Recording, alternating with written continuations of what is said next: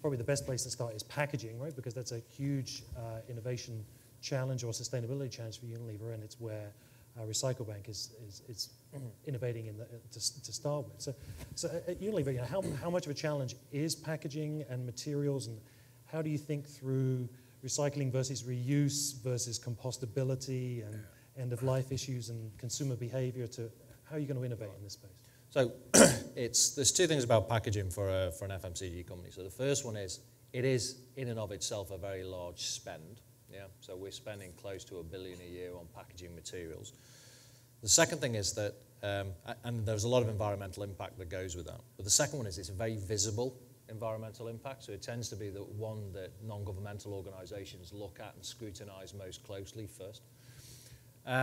As a business, we've been through an extensive life cycle analysis, cradle-to-cradle life cycle analysis, to look at the impacts, carbon impacts of packaging right the way through our value chain. Our basic approach is to go more in the recycling rather than compostability and degradation route, primarily because from a business point of view, it makes sense to keep the carbon in as high value and added product as we can for as long as possible. There are some exceptions to that. So the one we always talk about is tea bags. So tea bags are non-compostable because they have a very small amount of PET in that seals the bag. If we had biodegradable seals, then the whole of the tea bag becomes biodegradable and compostable. But in general, we would always go for recycling first. So when you think about recycling, that's a little bit out of your control, right? It then comes down to consumer behavior, and you're relying on people to do the right thing. And so, Samantha, where has RecycleBank had success in getting people to do the right thing, and how do you verify that they're doing that and that you're moving the needle? And what tools seem to be working? Well, I think our goal is to advance a world without waste, and to do so by enabling consumers to do what we would call the right thing, and to take all of the sort of amazing information that's contained in this room and in others, and make it accessible to everyday consumers who may find sustainability, the sustainability movement, somewhat alienating or intimidating.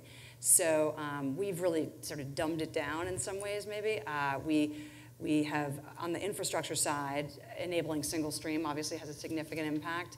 On the tracking side, integrating RFID chips and other types of technology to allow us to track and measure the amount of material recycled, and to really showcase that back to consumers is incredibly effective in advancing kind of endemic behavior change that is sustainable and is not a kind of a one-off.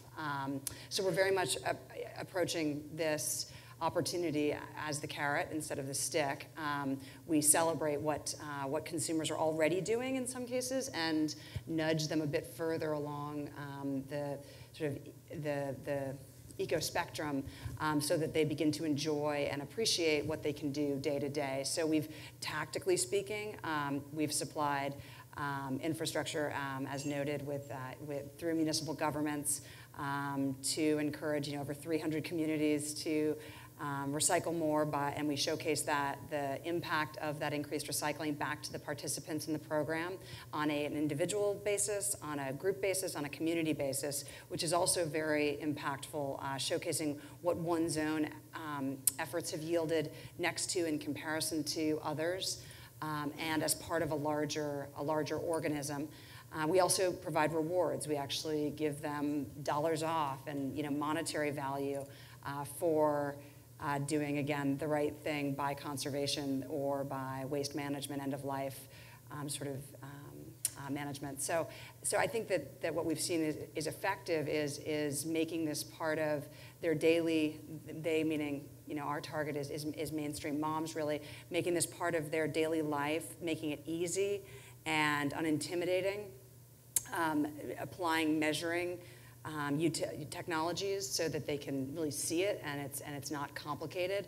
In many cases, we're working with corporations whose products are already recyclable, yet only 15% are being recycled. So there's a huge awareness component to this project for us.